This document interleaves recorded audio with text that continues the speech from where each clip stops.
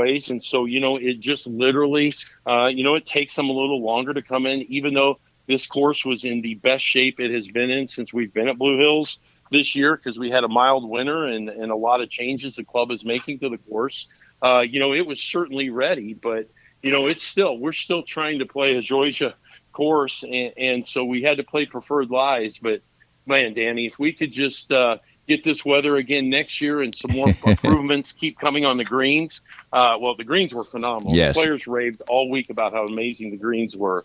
Comments like the best greens that we've seen on tour in years and stuff like that. So you got to give credit to Logan Spurlock and his team out here.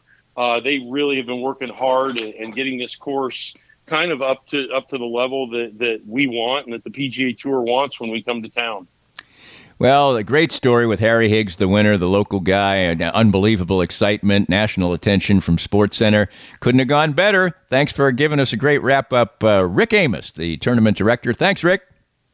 Thanks, Danny. Take care of yourself. Well, let's talk a little bit more golf, and it's not a little golf, it's big golf. It's big boy golf. It's the PGA Championship. It's the second major of the year, and while it might have been not quite as dramatic as the Korn Ferry Tour we just talked about, it was pretty darn dramatic, to say the least, as Xander Schauffele had to go to great lengths to win his first championship as he shot 21 under par. That's never been done in a major championship. He had to shoot 65 on Sunday in order to get the job done. That was one better than Bryson DeChambeau, who threw a 64 at him. At one point in time, and Victor Hovland was in there right till the end, he had a putt to go to 20 under and then sort of fell asleep on his follow-up putt and ended up finishing third at 18 under, but he was right in there all day. Besides that, there are a whole host of people who looked like at one point or another they're going to be in the mix. We had Shane Lowry or Justin Rose, but in the end, they all kind of fell by the wayside slowly. It was more the continued excellence of Morikawa and DeChambeau that did the trick for them.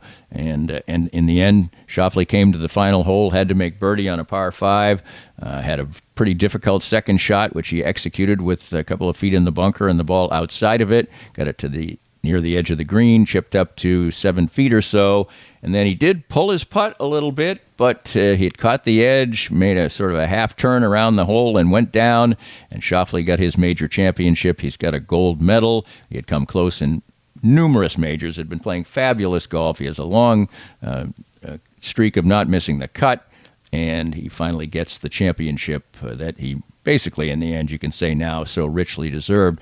DeChambeau is really the only live player who played well, and play well he did, and he provided a lot of excitement for the fans, to say the least, and created a fantastic finish by birdieing the last hole himself. He made a birdie on 17 also after getting a big break with his ball that was in the trees. It was just a very exciting tournament with eventually beautiful weather.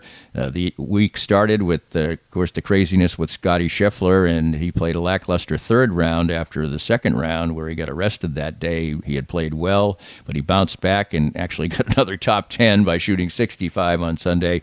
Pretty remarkable golf being played these days by Scottie Scheffler, but your champion is Xander Schauffele in a dramatic PGA championship. In the NBA, the Minnesota Timberwolves, well, at first they looked like everybody's choice when they romped over the Nuggets in the first 2 games of their playoff series, and people saying, oh, they're the favorites now. Well, then the Nuggets turned around and won the next 2, and everybody's, well, order's been restored. And then the Nuggets got blasted in Game 6, but they had home court for Game 7. They roar out to a 20-point lead early in the third quarter, and then the Timberwolves basically just shut down the whole process of offense for the Denver Nuggets and ended up winning, going away, in fact. And so we've got 2 upstarts in the conference finals as the Indiana Pacers, who routed the Knicks, basically shooting their lights out, over 70% in the first half, 67% in the game. Highest percentage shooting in NBA playoff history. The Knicks were banged up. So were the Bucks, who were the 2 teams that the Pacers beat. But their freewheeling style will be entertaining to watch in the conference finals against the Dallas Mavericks, who have advanced. So each team led by a big young star who is yet to get a championship. And it should be very, very compelling action as far as the NBA is concerned.